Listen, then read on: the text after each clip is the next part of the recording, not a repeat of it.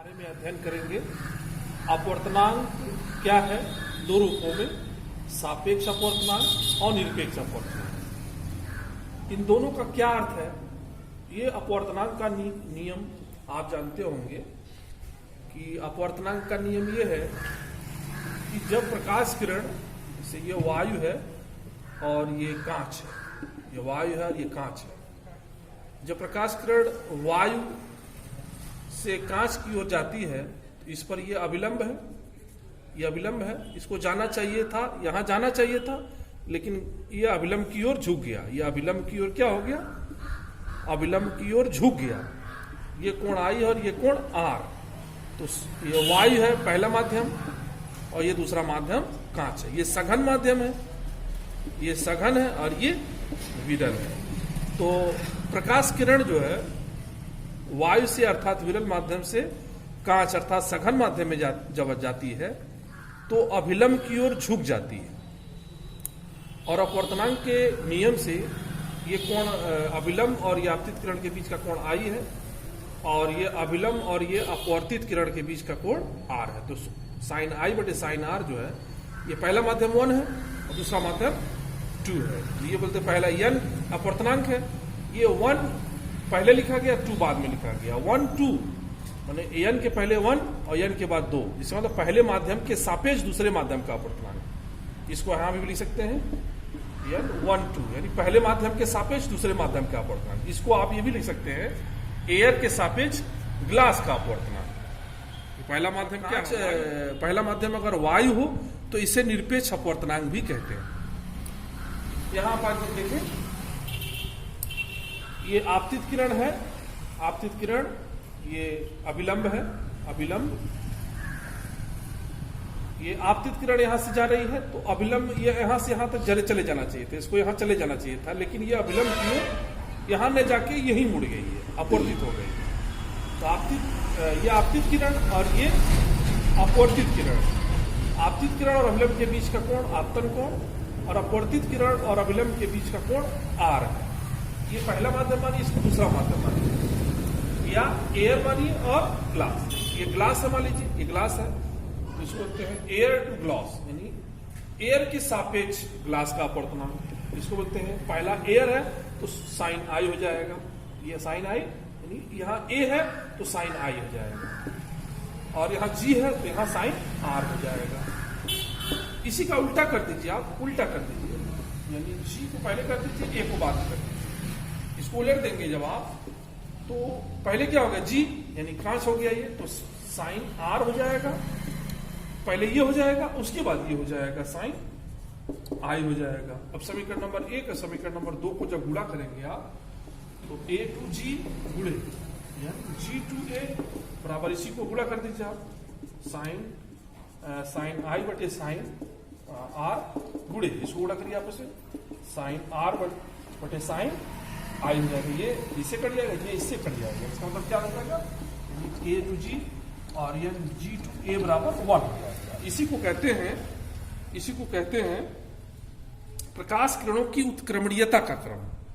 प्रकाश किरणों की उत्क्रमणीयता का क्रम, यानी कि जब प्रकाश किरण एयर से ग्लास में जाती है तो जो अपवर्तनांक होता है, इसका उल्टा करिए, प्रकाश किरण जब ग्लास से एयर की तरफ जाती है तो उसका दोनों के अपवर्तनांकों का जो गुणनफल है वो 1 के बराबर है।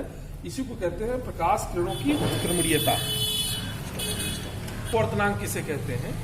निरपेक्ष अपवर्तनांक क्या है और सापेक्ष अपवर्तनांक क्या है? निरपेक्ष अपवर्तनांक उसे कहते हैं अगर सपोज कीजिए ये पहला माध्यम वायु हो या निर्वात हो, वायु हो निर्वात हो, और दूसरा माध्यम ग्लास हो या वाटर हो, तो आप क्या लिखेंगे? n ए टू जी लिखेंगे या n ए टू वाटर लिखेंगे। तो n से पहले एयर होना चाहिए, n से पहले एयर और n के बाद ग्लास है, यहाँ n के बाद W है, तो इसको बोलते हैं निरपेक्ष अपवर्तनांक। क्या बोलते हैं? निरपेक्ष अपवर्तनांक। लेकिन सापेक्ष अपवर्तनांक क्या कहेंगे? अगर पहला माध्यम सपोज कीजिए ग्लास हो और दूसरा क्या हो? वाटर हो, दूसरा वाटर हो, तो इसको बोलते हैं G2W, यानी जी, यानी ये पहला ग्लास हो दूसरा वाटर हो, तो ग्लास के सापेक्ष वाटर का अपवर्तनांक जब कहेंगे तो इसको बोलते हैं सापेक्ष अपूर्णांक। क्या बोलते हैं? सापेक्ष अपूर्णांक। इसको क्या कहेंगे? इसको कहेंगे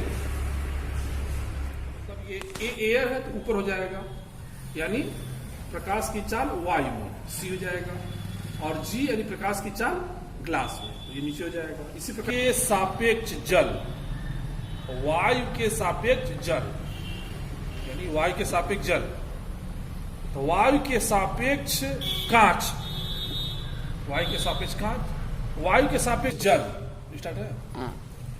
वायु के सापेक्ष जल, एयर टू वाटर, वायु के सापेक्ष कांच, वायु के सापेक्ष कांच, इनके अपवर्तनांक क्रम से कितने हैं? 4/3 है और 3/। वायु के सापेक्ष जल, वायु के सापेक्ष जल, वायु के सापेक्ष कांच का अपवर्तनांक 4/3 और 3/2, 4/3 और 3/2। भाग दे दीजिए, 1 नंबर 2 नंबर भाग दे दीजिए, n a to d n a to c, कितना 4/3, 4/3 और बटे 3/2 कितना हो जाएगा? 4/3 वो इसका उलट हो जाएगा, 2/3 हो जाएगा, ठीक है ना? कितना हो जाएगा? 4 दूनी 8 और 3 तरीका, ठीक है ना? अब इसको क्या लिखेंगे आप? क्या लिखेंगे इसको? देखिए यहां देखिए, A to W और A to G, इसका मतलब क्या होगा? इसको इकट्ठा क्या लिखेंगे? n, जो बाद में होगा ये पहले हो जाएगा, ये बटे के नीचे वाला जो होगा G ये हो जाएगा, और W यहां, यानी ये जो वैल्यू आई है, ये जो वैल्यू आई है, यानी ग्लास के सापेक्ष वाटर का अपवर्तनांक, जल का कांच के सापेक्ष अपवर्तनांक, यानी कांच के सापेक्ष जल का अपवर्तनांक, यही आपका क्या हो जाएगा? सी, और W बाद में है तो ये VG हो जाएगा, VW यानी प्रकाश की चाल वाटर। इन दोनों को किस तरह से लिखेंगे? अगर G to W लिख रहे हैं, G to W यानी प्रकाश की चाल, सपोज कीजिए ये G है, ग्लास है, और ये वाटर है, तब क्या होगा? क्या देखिए, n के पहले G है और n के बाद W है, तो n के पहले जो G होगा, जो n के पहले G है, तो इसको आप नीचे लिखेंगे और W को रहेंगे ऊपर लिखेंगे, यानी प्रकाश की चाल पहले W यानी एयर के सापेक्ष W, GW का मतलब क्या होगा? एयर के सापेक्ष वाटर, यानी वायु के सापेक्ष वाटर का अपवर्तनांक ऊपर हो जाएगा, और वायु के सापेक्ष ग्लास का अपवर्तनांक नीचे हो जाएगा। इनका मान ये है और इसका मान ये है, दोनों का मान रखेंगे तो ये आ जाएगा, यानी ग्लास के सापेक्ष वाटर का अपवर्तनांक, ये आपका, इसको बोलते हैं सापेक्ष अपवर्तनांक। क्या बोलते हैं? सापेक्ष अपवर्तनांक। इस सवाल को आप लोग देख लें, इस सवाल को आप लोग देख लें, वायु के सापेक्ष जल, वायु के सापेक्ष जल यानी क्या हो गया?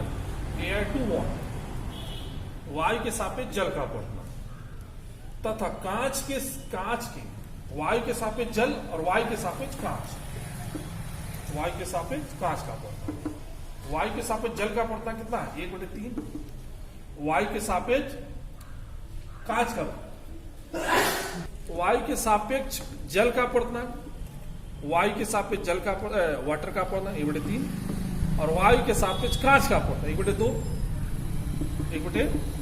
इन दोनों को भाग दीजिए, समीकरण नंबर 1, समीकरण नंबर 2 भाग दे दीजिए, तो n A to W बटे n A to G बराबर 1/3 बटे 1/2 हो जाएगा। कितना हो जाएगा? कितना हो जाएगा? 1/3 गुणे 2/1 हो जाएगा, यानी कितना हो जाएगा? 2/3। अब इसको क्या लिखेंगे? यहाँ A to W यानी वायु के सापेक्ष जल का अपवर्तनांक, यहाँ वायु के सापेक्ष ग्लास का अपवर्तनांक, तो इसको क्या लिखेंगे आप? जो बटे है, बटे के नीचे है, बटे के नीचे वो G हो जाएगा और बटे के ऊपर W हो जाएगा, यानी क्या हो जाएगा? जल का कांच के सापेक्ष, जल का कांच के सापेक्ष, जल का कांच के सापेक्ष, यही पूछा है, यही क्या हो जाएगा आपका?